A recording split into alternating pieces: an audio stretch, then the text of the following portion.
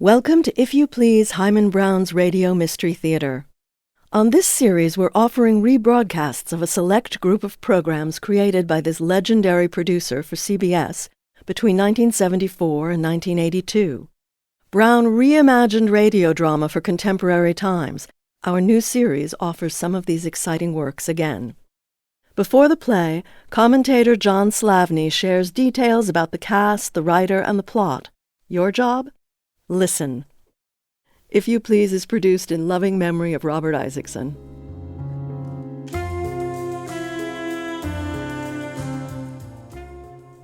Hello, everyone. I'm John Slavny, here to introduce the 11th episode of this podcast, the hard-edged crime thriller Dead for a Dollar.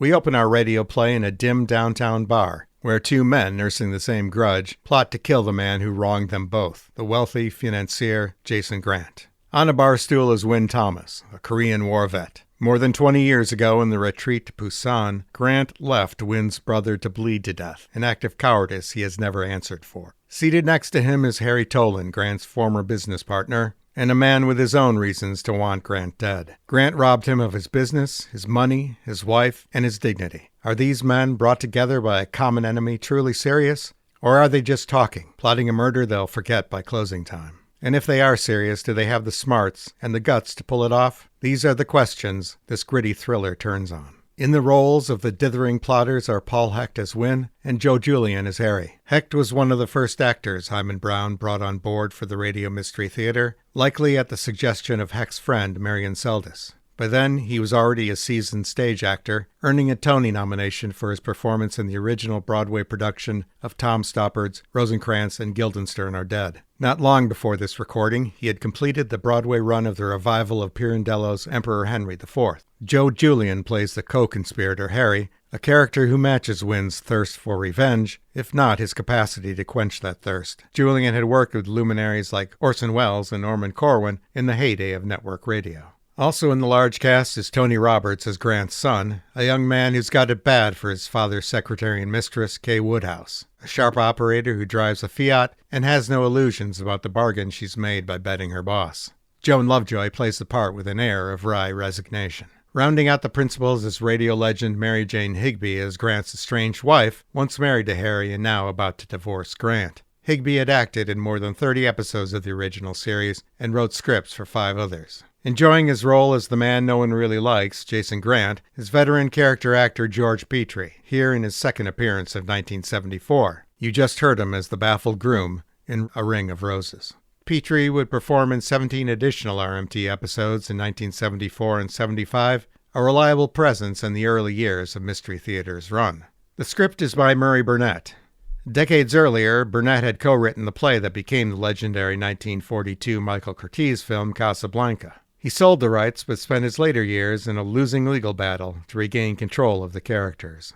While it's not Rick's Café American, let's now drop in at that dimly lit bar, filled with cigarette smoke and the smell of stale beer, and listen in on Win and his Confederate Harry as they plot a murder. Recorded on Wednesday, November 28, 1973, Dead for a Dollar was first broadcast on January 16, 1974. Pull up a stool, and please keep your voice down.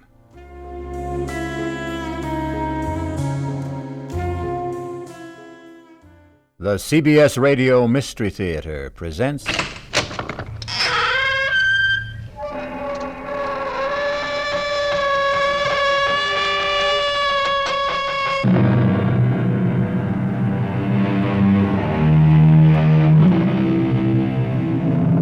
Come in.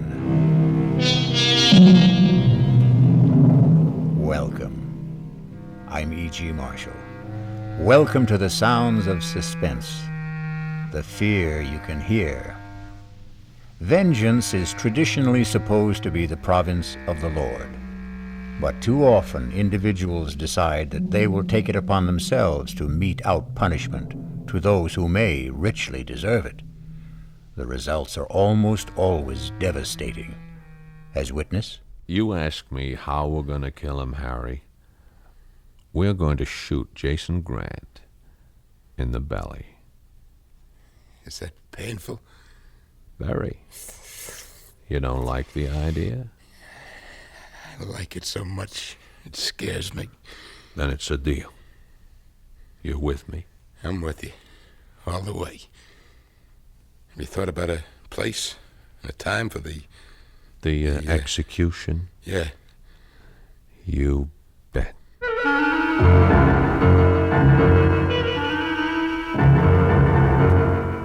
Our mystery drama, Dead for a Dollar, was written especially for the Mystery Theater by Murray Burnett and stars Paul Hecht.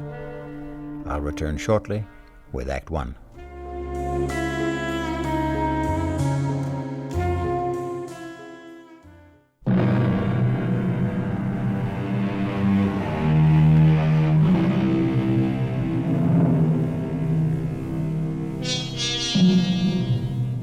In today's world, the golden key to success is too often unfortunately attained through absolute ruthlessness and utter disregard of ethics, morality, and the rights of others.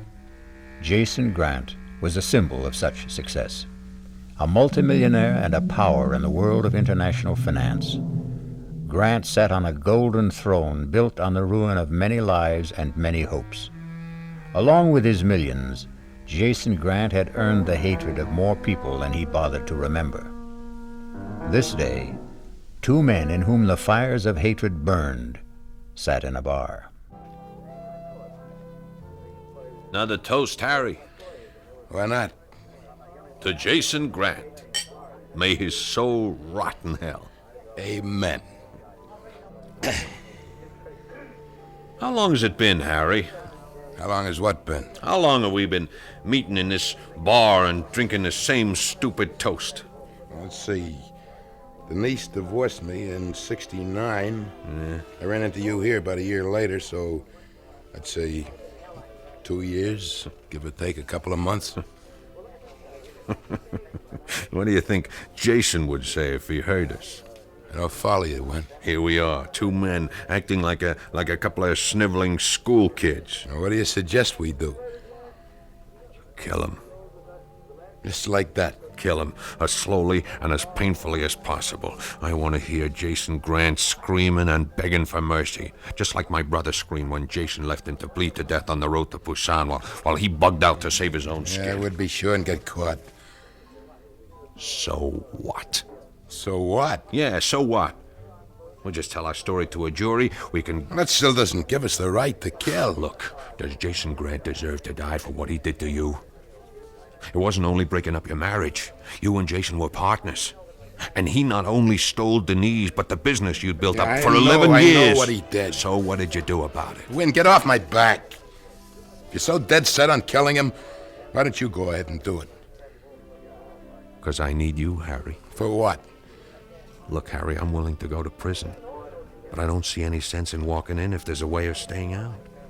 How am I going along with you? Help keep you out of jail. We'll give each other an alibi. We'll swear we were together when Grant is killed. Have you thought about how we'd do it? I have. You see this? Hey, put that away. Oh, it's so uptight. It's a gun I picked up in Korea. I figured I might have a use for it someday, so I kept it in good condition. Put it away. Harry, you asked me how we were gonna do it. We're gonna shoot him in the belly. That's painful. Very. You don't like the idea? I like it so much. It hurts. Then it's a deal. You're with me? I'm with you. All the way. We thought about a place and a time for the execution? Yeah. You bet. But, Harry, I need you to check some facts for me. If I can. Now, you once told me that Jason worked late every Monday night. That's right. He still does it? I'm not sure, but I guess he does. That's when we're gonna do it. Late on a Monday night. He'll be alone. I'll walk in, shoot him, and walk out. Oh, I thought you really had something worked out. You can't go into the building at night without signing in and signing out. Who said anything about getting in at night? You just... Listen, I walk into the building about 5 o'clock carrying one of those toolboxes that telephone repairmen have. Yeah? There won't be any tools in it, just work clothes. I'll hang around till about 8 or 9 when I'm sure Jason will be alone. They're cleaning women. Sure, but by that time, I'll have changed clothes. All you have to do is look like you're working or going somewhere to do something. They won't bother you. How will you get out? After I leave him bleeding, the way he left Mike in Korea, I'll just walk out the door, take the elevator, walk by the night guard. It might. It just might work. It will work. And all you have to do is say that we had dinner together at your place. No. No! I thought you I said I was with you all the way. That means I could also pull a trigger. We'll toss a coin to see who does the killing. The alibi will work just as well at your place. You know how to use a gun? What's to know? Hey, what about the sound of the shots? No sweat. I got a silencer. Okay, let's toss. You're sure? Dead sure.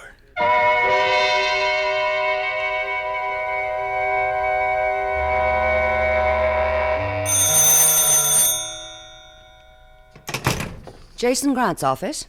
Mr. Grant, please. May I ask who's calling? Tell him it's an old friend. Well, I'm afraid that isn't... Tell him it's his former partner, Harry Tolan. Hold on a moment, please. Yes. Harry Tolan. Harry Tolan? Somebody's putting you on, Kay. Maybe. I've never met Harry, but he sounds as he would sound from what you've told me. Have I ever told you you're bright as well as beautiful? I think maybe once. Do you want to talk to him? Why not? He must be really desperate to call me. I'll enjoy listening to him sweat.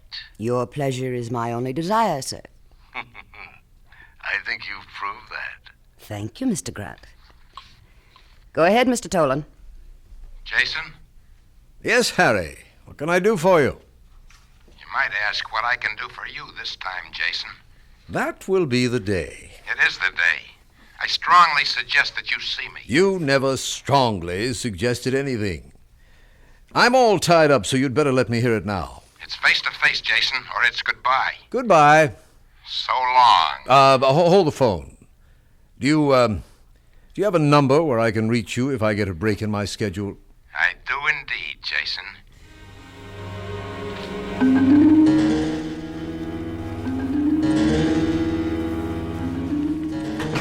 Jason, that secretary of yours is something else. You, of all people, Harry, ought to know that I have very good taste in women. Yes, I know. What have you got in that toolbox? Don't tell me you're now a mechanic. All in good time, Jason. You had something to tell me.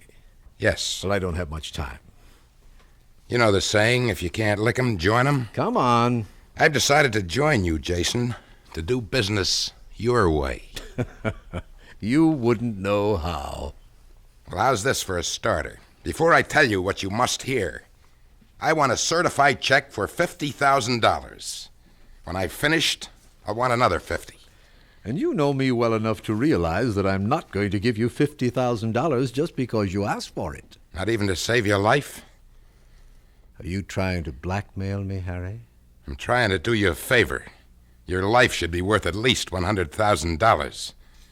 You're serious. You think anything else in the world would have brought me to your office? And before I agree, answer one question. Do you know who's going to kill me? I do. Who? Me. You see, the coin came up tails.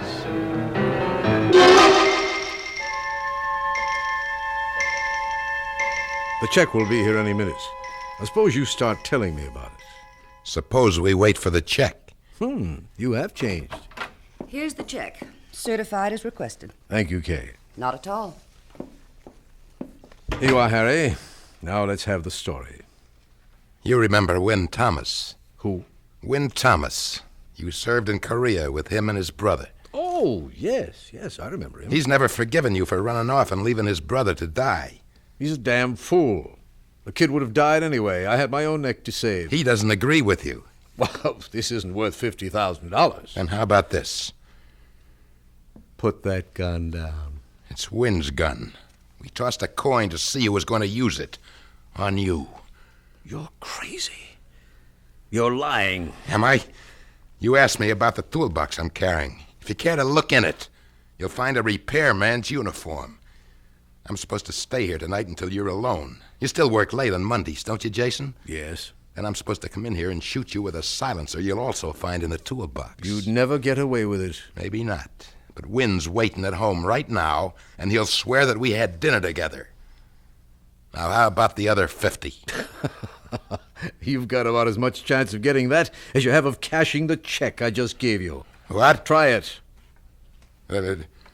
It's certified. Not by the bank.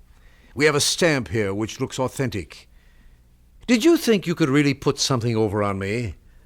Yes, I see by your stupid face you did. Now get out of here before I call the police. They'll never believe you. I'll tell them. You'll tell them what? You see this? This is a tape recorder. Every word you said is right here on tape. Now, what do you think the police will say when they hear it? Your confession, if it's really true and not a con game. Now put the gun on my desk and get out. I thought I could play your own dirty game, but you're right. I can't. But I can still kill you. The tape recorder's still on. Would you like to check it? No. Put the gun down, Harry. That's right. Now beat it. I'll kill you. I promise I'll kill you. Or if I don't, Wynn Thomas will. And that's something you'd better believe.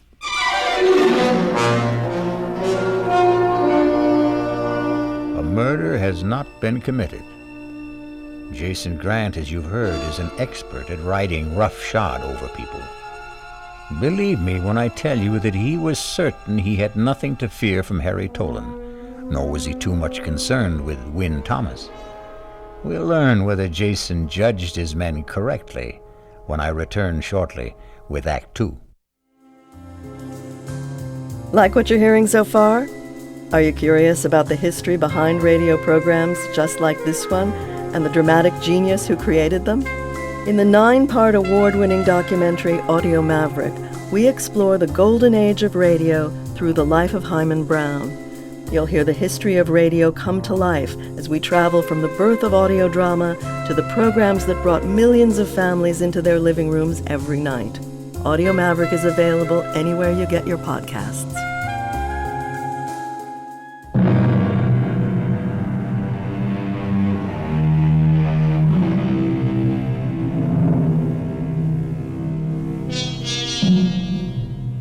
We've heard the ruthless side of Tycoon Jason Grant, but we must also be fair and remember that Jason was a family man with a wife and a son and a mistress.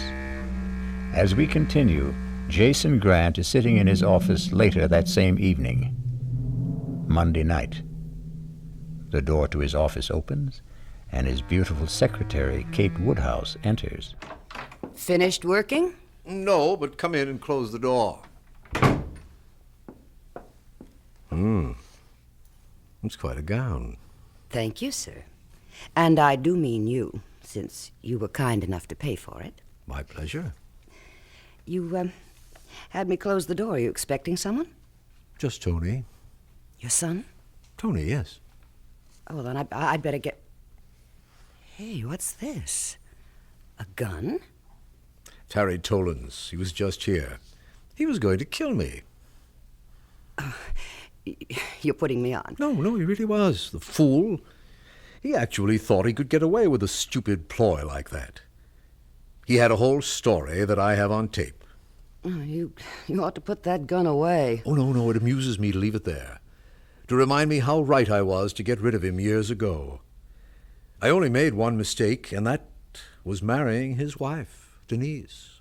Well, how about Tony, the son you had with her? That's to remind you that Tony is something very special to me. And that's the last time you'll ever slap me. I'm warning you. I hope this is the last time you'll need it. And maybe you need a new girl. I know exactly what I need, Kay. I need you as my wife. Well, maybe you'd better tell that to Denise, your present wife. I already have. I've told Denise I'm divorcing her. And I'm telling Tony when he comes here tonight. Well, if Tony's coming, I'd better get out of here. We'll go over it later tonight, huh? Stop talking and come here. Yes, Jason. Excuse me, I didn't Come mean in, to... Tony. Come in. It's quite all right. It looked a little better than all right to me. That's quite a gown, Kay. Thank you. See you later, Jason. Right. The usual place? Of course. I've got to hand it to you, Dad. I've had big eyes for Kay myself, but while I was thinking, I guess you were doing. And, speaking of that, what's that gun doing on your desk? Oh, remember Harry Tolan? Wasn't he your partner years ago? And wasn't he married to Mother? Correct. The gun is his. And what's it doing here? Harry said he was going to use it to kill me. What? After all these years? Well, he wanted money. He said he'd make some kind of deal with me. I put the whole conversation on tape and kicked him out. He sounds like a fool. A good description. Now, what I wanted to tell you... If it's about the VCM steel deal, I've already taken care of it. They agreed to our terms. It's not about the VCM deal. Now, one thing you still have to learn, Tony, is to listen. Remember, people are sending up signals all the time. Now, if you can read them, you'll always be 1 or 2 steps ahead of them. What if you don't like the signals? Suppose the signal light is flashing red. What is that supposed to mean? The signal I see coming up is something about you and Kay. Right. And Mother. Right again. Well, why can't you play around with Kay? You haven't without... heard what I'm going to say. I don't have to. No. Oh, all right, go ahead.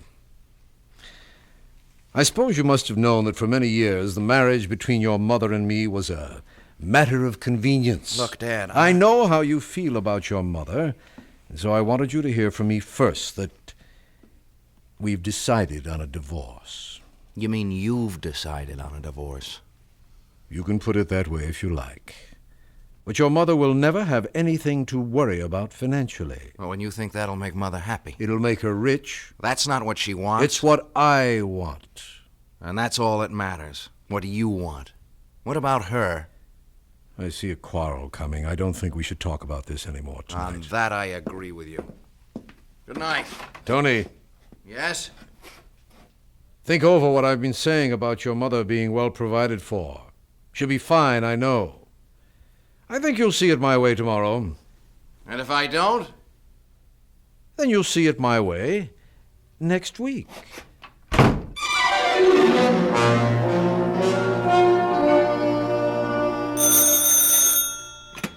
Yeah. When? Harry, where are you? What happened? I've been I worried. blew it. You what? I blew it. You mean Jason Grant's still alive? Yeah. How? Well, it's a long story. Have you got the gun? No. Where is it? I left it in Jason's office. You better get up here right away. Okay, as soon as I can grab a cab. Now listen, if I'm not here, sit down and wait and leave the TV on, you understand? Yeah, I got you. You better repeat it, Harry.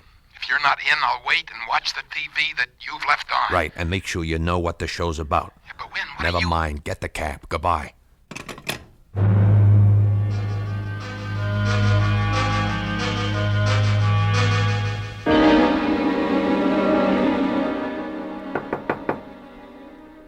Mom? Tony? May I come in? Oh, of course, dear. Mom? I thought you were going to be at the office. I was. Dad told me. Oh. I know how you feel, and I I'd wanna- rather not talk about it. That's what Dad said, but somebody has to talk about it. Why? Because you don't just throw 18 years of marriage down the drain like... Oh, you'd be surprised how many people do just that. I was surprised. Honestly. Well, yes, I could see that you and Dad weren't really getting along, but I thought... And you were wrong. Do you want it? Want what? The divorce. Of course I want it. You don't think I was very happy living with your father when... When what? Oh, Tony. Now, what's happening to us?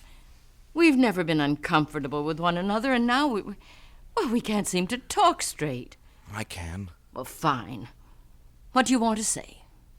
I want to know whether you're really happy about it or whether... You see, I said we couldn't.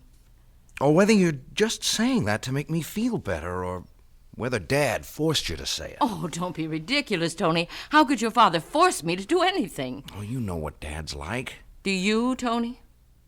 Yes, I do. Please, Mom, I just want to know how you feel about this divorce. I told you, Tony. I feel fine. Just fine. The devil you do. And this is the first time you ever lied to me.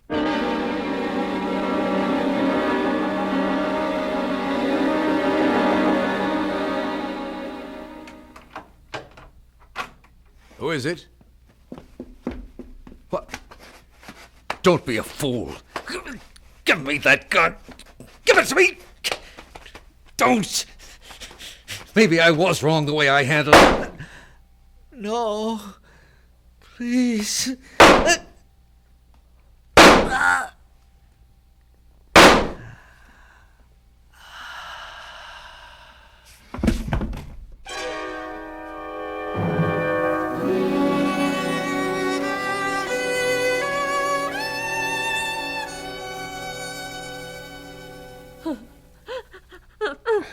I'm sorry, ma'am, but, well, there's just no gentle way to tell a woman her husband's been murdered. I'm sorry. I'm hysterical, officer, but I... No, it's Lieutenant, ma'am. Lieutenant Metcalf. Oh, Lieutenant, how can I help you? Just a few questions. But when did it happen? As near as the coroner tells us, around 11 p.m. How? He was shot several times with a revolver. Oh. Well, I don't have to ask much about Mr. Grant. Everybody knows about him. I just want to find out if there was anything different about last night. I mean about him or his actions. Oh, no, nothing. He usually worked late on Monday evenings. Last night was no exception. How many people knew about this Monday night habit of his? Just about everyone. It's been in the papers, and there have been magazine articles. Did he tell you about any special appointments that he might have had last night? No, he never discussed business with me, Lieutenant. You might ask his secretary. Miss Woodhouse? Yes. Yeah, that's being handled. Mrs. Grant, murder is a messy business, but I have to ask you this. How did you and Mr. Grant get along? How do any married couple who've been with each other for 18 years get along? There have been rumors, and I'm sorry. Yes, we were talking about getting a divorce. Whose idea was It was mutual, Lieutenant. We'd both gotten tired of being married. I see. Is your son in? Oh, I couldn't tell you. Have you asked the servants? Well, they don't seem to know. Oh, I'm sorry, but Tony's young and... Well, he comes and goes as he pleases. Where do you think it would please him to go today? If he's heard the news, I expect he'll either come home or go to the office. Thank you. You've been most cooperative. I won't bother you anymore. Hello? Mom, are you all right? Oh, Tony, where are you? At the office. I rushed over as soon as I heard. There are cops all over the place. I didn't believe... Excuse me, Mrs. Grant. Is that your son? Yes, he's at the office. Who's that? Who's there? A police lieutenant. May I speak to... Well, of course. Just a minute, Tony. Mr. Grant. Yes. I'm Lieutenant Metcalf. Your mother seems to be in pretty good shape. I'm in charge of the case, and I'd like you to wait for me at your office. I'll be right down. But Mom may... I told you she's all right. We sent for a doctor, and you can go home as soon as we've talked.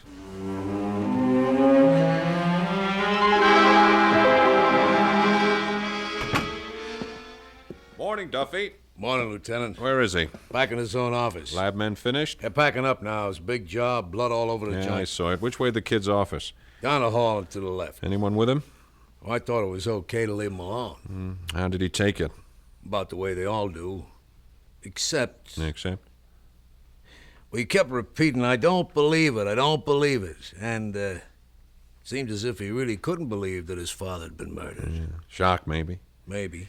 But from what I've heard about Jason Grant, he was a prime candidate for murder. Oh. Okay, Duff, you hang in here. I'll be right back. Mr. Grant. Who are you? Lieutenant Metcalf, homicide. I spoke with you on the phone. Oh, yes. Come in. I'm sorry, but I'm going to need your help. I'll do anything I can. I have to make funeral arrangements and take care of Mother, Sure. but, well, how can I help? First, when did you last see your father? Last night, about 9:15. Anyone with him? His secretary, Kay Woodhouse, but she left. Did your father mention anything about appointments that he may have had later? No. Then, as far as you know, you left him alone sometime between 9 and 9:30, and he had no appointment scheduled. That's right. And where did you go? Home. Now, it's no secret that your father had a lot of enemies. Can you think of anyone who might have... Look, Lieutenant, it'll come out sometime, so you may as well hear about it now. But first, I want to tell you that I still can't believe it. Believe what? My father's former partner, Harry Tolan, who was also married to my mother before she married Dad. Harry was in yesterday and threatened my father with a gun. What happened to the gun? Now, Dad took it from him. It was on his desk when I was there earlier. I see. And on Dad's tape recorder in the desk, you'll find the entire conversation between them. Thanks. We'll check it. But I'd like to know what it is that you can't believe. Well, I can't believe that Harry Tolan murdered my father. I've known him for years, and he just hasn't got the guts to kill a man.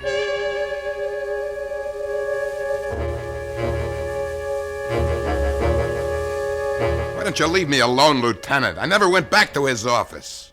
I didn't kill Jason, and you know it. Okay, let's go over it again, Mr. Tolan. You went to Grant's office with the gun. The gun that ballistics says killed him. I told you I left it there. You did, and we know you did. At least 2 witnesses saw it on his desk. Now, you told him about the plot you and Win Thomas had cooked up. You asked money for your information. He laughed at you. That's right. Fine. So far. And then you went over to Win Thomas's apartment to tell him what happened. And we watched TV all night. I can tell you the shows that Tolan, you're in big trouble. You're smart enough to realize that. Forget that tired old gag about telling me the plot of TV shows. I want to know if you and Thomas were there all night. I told you. Now, what did he say to you when you reached his place? Hello. And then? Then he offered me a drink and he said something about the show that was on TV. You're a liar. You've been lying all the time. I swear You that... swear? You're going to swear that you hatched up a plot to kill Grant, muffed it, came back, and you and Thomas talked about what was on TV? Come on, Tolan. Get wise and get yourself some help. Okay. Win Thomas wasn't there when I got there. He'd left the TV on. When did he get back? About midnight. Just about.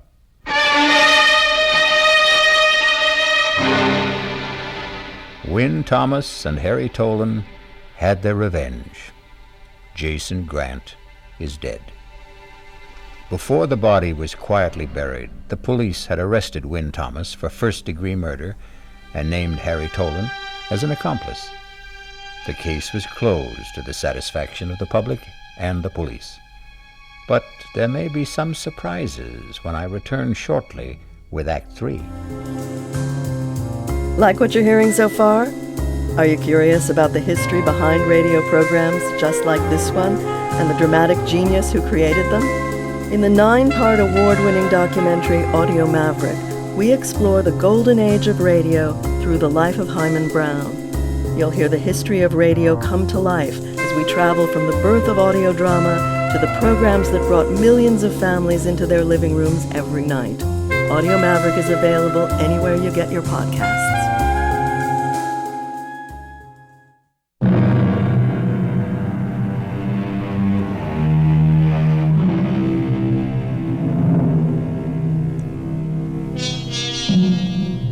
Jason Grant's death made headlines for 2 days. His funeral made the bottom of page 1. And then Grant was just about forgotten. To Win Thomas and Harry Tolan charged with his murder, Grant was still an important part of their lives. He was also much in the thoughts of his widow Denise, his son Tony, and in the report of Lieutenant Metcalf. Report from Lieutenant Metcalf, Homicide, 11th Precinct, on the murder of Jason Grant, to the Office of the District Attorney. 1. An elaborate plot was hatched, then botched, and it will be our contention that Win Thomas went to Grant's office to finish it off. Although we can place him at the building at the time of the murder, we cannot put him inside the office. 2. We know the gun was there and the silencer. Why then did Thomas use towels from the men's room to muffle the shots? 3. Why didn't he follow his own plot and change clothes and take the toolbox with him as planned instead of leaving it for us to find? 4. If Thomas was the killer, why didn't he take the gun with him instead of leaving it for us to find? 5. Ditto the tape recording, which Tolan admits having told Thomas was made earlier that afternoon.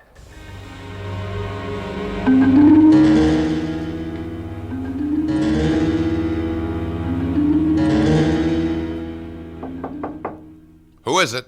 Denise. Come in. Is it all right if I sit down? You can do anything you want. After all, you own me now. That's foolish. You put up my bail, didn't you? Yes. Why? I felt guilty. Guilty? About you. About the way I left you. Oh, if it's any consolation to you, Harry, I had about 2 months of happiness with Jason. The rest was all a bad trip. We were getting a divorce. Why didn't you get off? I guess I was ashamed to admit to myself or to anyone else that I'd made a mistake. Okay. And that's why you put up the bail bond money? Partly. And the other part? Well, I know you, Harry. I lived with you. You're not a murderer. I went along with Wynn's idea. But you didn't kill Jason, and I couldn't bear the thought of you being in jail. What about Wynn? Well, I wasn't married to Wynn. Well, neither was I, but I've done just as good or as bad a job on him as you did on me. I don't understand. I told you I went along with the idea, part of which was that we would alibi each other. I tried, but I messed it up. I let him down. Would you like me to post bail for him, too? Would that make you feel better, Harry? Yes, it would. Where's the phone?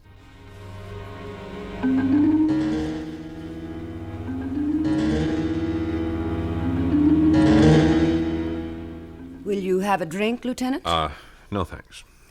I thought you caught the man who committed the murder. I think we have. But you're not sure. Mrs. Grant told me that she and her husband were getting a divorce. Did you figure in that in any way? Well, yes, Jason and I were going to be married. Then you were on intimate terms with Jason Grant? Yes. A long time? Our relationship started about a year ago. Then you'd know all about him. No one knew all about Jason Grant. Let's not fence. The night of the murder, when did you leave? About 9 o'clock. I've already told you that. Was Grant alone? No, Tony was with him. Did he know about your friendship with his father? I think he found out that night. He saw us embracing. And what was his reaction? An honest answer. They're usually the best kind. I think it was a combination of shock and jealousy. You see, Inspector, although Tony never made a pass, I knew he was attracted to me. Uh-huh. Did he know his father intended to marry you? Not at that time. Jason was going to tell Tony that night. And did he? I have no idea. Why don't you ask Tony? I intend to. Now, you've told us that you came right home and never left the apartment. That's right. And when Grant never showed at your place, you went to sleep. Right again. Isn't that strange? I mean, you weren't concerned? You didn't know Jason, Lieutenant. He didn't like to be accountable to anyone for his actions. Uh-huh. And really, of all the people involved, I had the most to gain from Jason alive. Dead, I get nothing. Yes, I'm aware of that. But I've talked to the garage man in your building, and he tells me that a little after midnight you took your car out and didn't bring it back until about 2 hours later. He told you that? Uh-huh. Well, I believe all the papers said that Jason died around 11 o'clock. And if that's right, why then he's a darling. for giving me a perfect alibi. Wouldn't you agree, Lieutenant?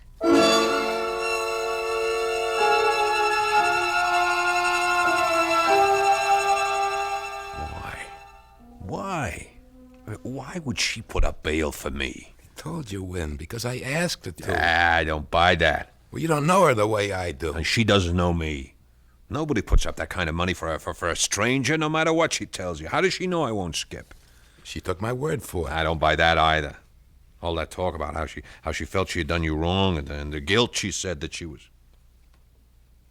Of course. Why didn't I think of that before? That's it. What? Guilt. That's the key word. Guilt. She feels guilty because she killed Jason. Are you crazy? I'm just getting smart. She said Jason was divorcing her. Didn't you tell me she said that? I said they were getting a divorce. Sure. We both know Jason. If he divorced her, he was through with her. She'd never get a cent from him. He'd fix it with his attorney so that she spent the rest of her life chasing him for alimony or a settlement. She couldn't face up to that, so she killed him. What are you doing? I'm calling Lieutenant Metcalf. Now you listen to me. You say you didn't kill Jason. I don't know who killed him if you didn't, but I know one thing for sure. Denise didn't. And I'm not going to let you throw her to the wolves to save your own skin. That's a noble speech, Harry. Particularly coming from a guy who threw me to the same wolves to save his own skin. You can't make me feel any worse about that than I do. It's one of the reasons she put up the bail. I told her how I felt about letting you down. Yeah? Yeah. Listen, she's got all the money in the world. She can hire great lawyers. They'll be sure to get her off. We can testify about what a louse Jason was. She's still attractive. She's got everything going for her. I don't care what you say. She didn't kill him. And you're not going to let me call Lieutenant Metcalf. That's right. Sorry, Harry.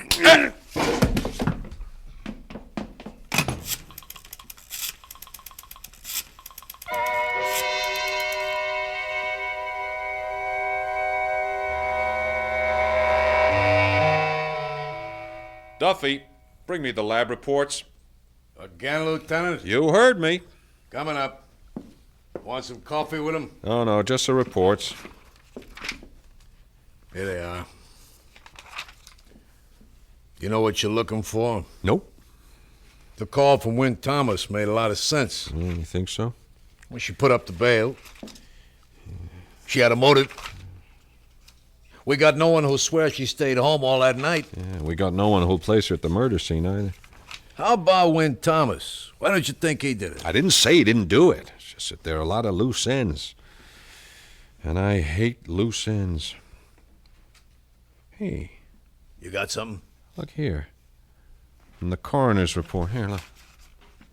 Death resulted from one bullet in the heart. 3 other bullets were fired into the body, all below the waist. Well, I don't see what... It could be, Duffy. It just could be.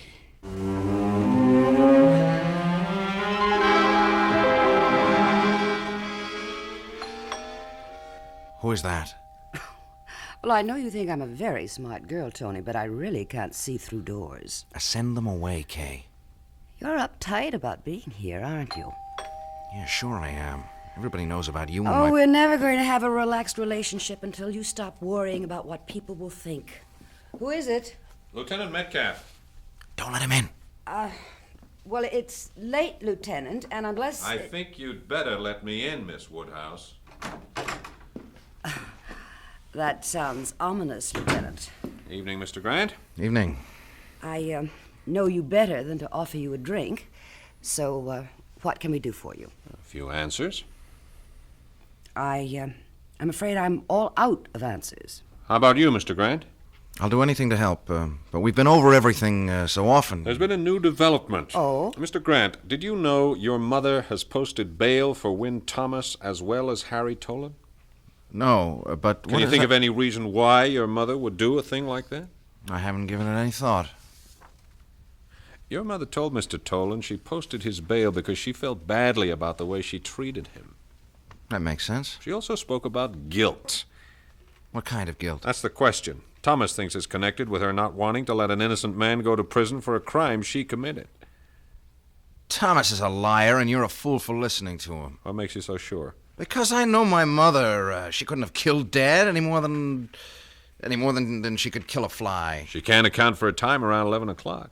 She says she was at home. We can't place her there. Oh, yes, you can. I was there with her. I was there with her the whole time. Now, that's a stupid lie, Mr. Grant, and I'm sure you only said it because you're so upset.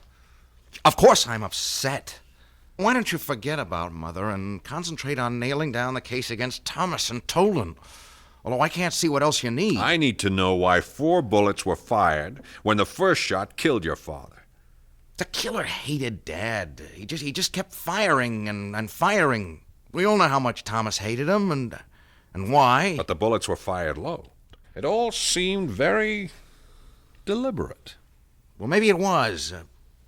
Maybe Thomas hated him so much that he stopped in the men's room to get towels to muffle the sound of the shots when all along he knew there was a silencer in the toolbox Tolan left behind?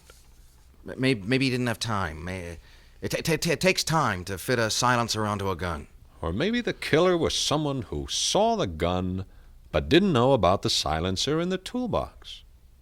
Yeah, that's possible. Does your mother know you're seeing Miss Woodhouse? I take it she doesn't. How do you think she'd feel about that, her son taking right up with the same woman his father... You do play a very dirty game of pool, don't you, Lieutenant? Murder is a very dirty game, Miss Woodhouse. Well, Tony, isn't the men's room locked? Does your mother have a key, or do you, Miss Woodhouse? I think you'd better get out, Lieutenant. This is my apartment, and don't come back without a warrant. That can be arranged. What do you think your mother's going to say, Tony, when she finds out that you're in love with Miss Woodhouse, just as your dad was? You think she's going to feel she killed your father for nothing? She didn't do it. She didn't. You know she didn't do it. I just couldn't stand seeing him hurt her that way. And all because he had a picture of himself as the great lover. The great, great lover. So I took care of him. I was glad to take care of him, the way he would have taken care of anyone like him.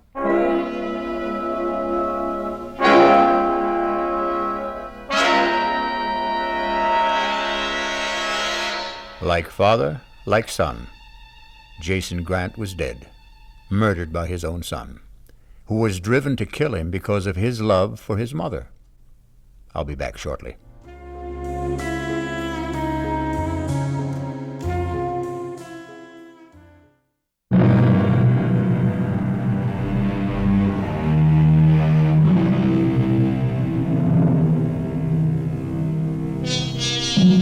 Tony Grant confessed and was sent to a mental institution.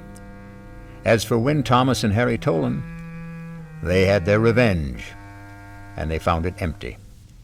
For a while they kept on meeting every Friday night, but strangely, after a while they found they had nothing to talk about and drifted apart. It was almost as if with Grant dead, their lives were now without purpose. Our cast included Paul Hecht, Tony Roberts, Joan Lovejoy, Mary Jane Higby, George Petrie, and Joseph Julian. The entire production was under the direction of Himan Brown. This is E.G. Marshall, inviting you to return to our Mystery Theater for another adventure in the macabre. Until next time, pleasant dreams.